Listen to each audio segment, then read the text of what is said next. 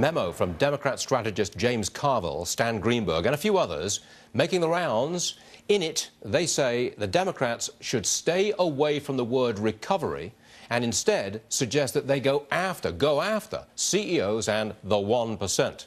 We're joined now by Republican Congressman from South Carolina, Trey Gowdy. Congressman, always a pleasure. Thanks for joining us again today, sir. I'm calling this class warfare. People with British accents are experts on class warfare because we invented this stuff. And it worked. I say it worked for the president back in 2012. Would you say there's a chance that it could work for the Democrats again this November? It could, and go back to 2012, and he essentially ran on a bumper sticker. Everyone should pay their fair share, but he never got around to telling us who everyone was, and God knows he never said what your fair share is. So it's really going to be up to our fellow citizens whether they fall for this.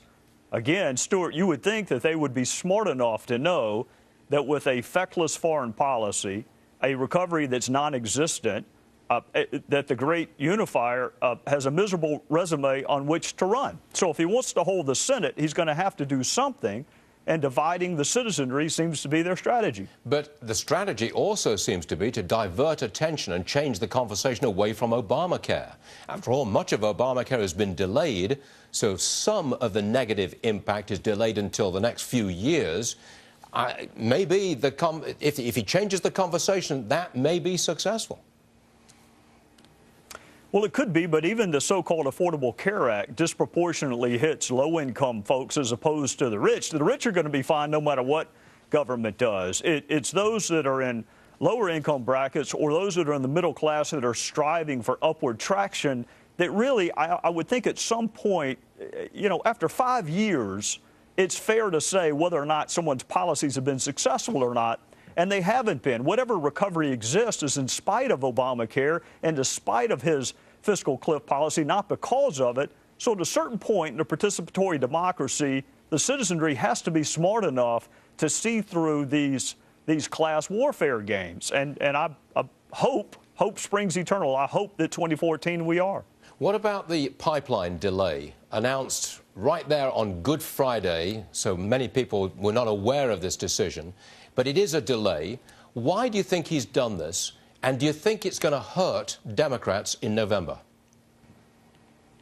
Well, it's going to hurt some Democrat senators for sure, like Mary Landrieu and Senator Pryor in Arkansas and Mark Bedgick in Alaska. But they were in trouble anyway. Why did he do it? He did it because he doesn't like making tough decisions that are going to alienate his political base. And, Stuart, I got lots of friends that don't like making tough decisions, but they don't run for president. If you don't like making tough decisions, then you have no business running for president. It's been 5 years. The overwhelming majority of his fellow citizens want to build a pipeline. Canada is a great friend and a tremendous ally. And yet, because he wants to hold out hope of winning, of keeping the Senate in November, because he doesn't want to alienate a loyal constituency, he's going to continue to delay it. Were you surprised when you heard the announcement? I don't know whether you heard it on Good Friday or not, but when you did hear it, were you surprised? I'm a little bit surprised because one of his constituencies, labor unions, very much want the pipeline built.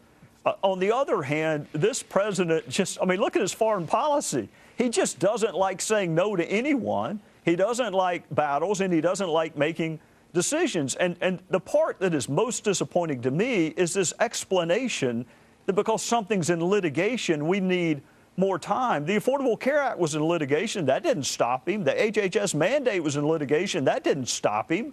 So it's an excuse. The question remains, how many of my fellow citizens fall for this excuse? It's rooted in politics.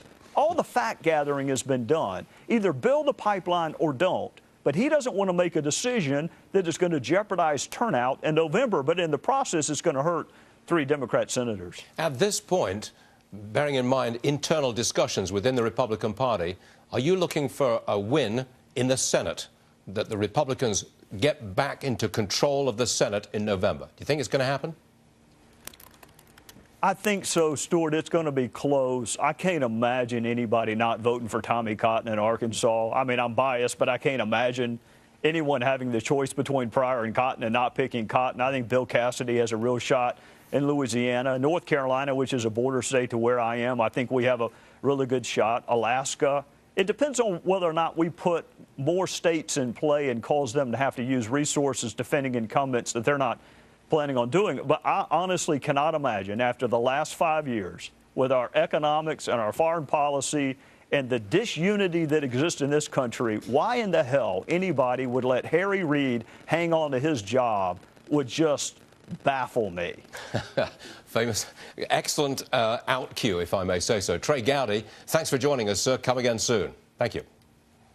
Yes, sir. Thank you.